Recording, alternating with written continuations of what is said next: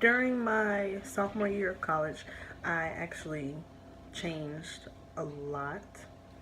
I learned a lot about my history in my class. That wasn't even a history class, it was an English class. My teacher was so into black power, black history, black leaders, things that were going on in the world then.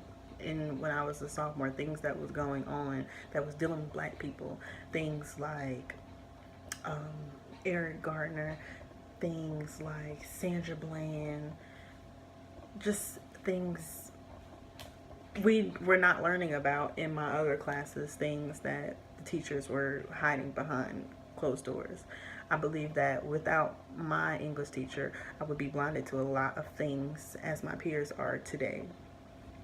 I learned a story from him which made me open my eyes a lot about African American history and how African Americans are leaders and how we are powerful and how honestly the people who aren't African Americans, the Caucasian people, are actually terrified of us because we are powerful and we are strong people. I learned about the Tulsa Race Riot. I'm just going to give you a little insight on the Tulsa Race Riot. It was on May 31st and June 21st. I'm sorry, June 1st, 1921, where a group of whites attacked the black community of Tulsa, Oklahoma. They burned everything to the ground. There were African American owned hospitals, African American owned restaurants, African American owned schools. They tore everything down. They killed over 50 people. More than 800 people were admitted to hospitals. The events of this massacre was omitted from local and state histories.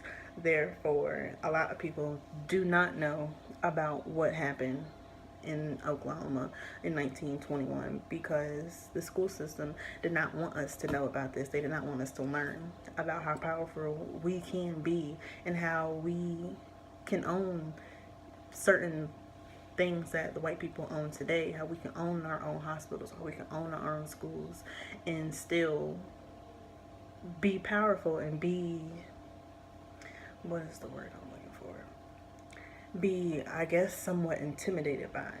I believe that my English teacher taught me a lot. He taught my class a lot. I came in there with the mindset just that this is a typical HBCU. I probably won't learn anything dealing with African American history because I have not learned anything yet dealing with African American history. And learning things from him took me into more of me wanting to research things about African Americans, me wanting to teach my peers about African American history, me wanting to teach my teachers about African American history. And I believe that as a student, I should be getting taught this from my teachers, that my chancellor should make Black History Month all about us learning about Black history since we are an HBCU, learning about the powerful activists who led us to where we are today, learning about the steps we took, learning about the inventions we created, learning about how black people are actually powerful and how one day we could own more HBCUs, how one day we could own our own companies. I believe that if more people in HBCUs could understand more about why it is important and why the history is so important at an HBCU, they would appreciate it more. More people would come to school. More people would try to do better. More people will want to own their own things. More people will want to graduate. I believe that I have a purpose in life. I have a purpose for why I'm going to school, whether it be animal science right now, maybe a year or two from now, I might try to minor in something dealing with politics or something of that nature, just to teach people what I have been being taught and what I have been teaching myself about my history as an African American.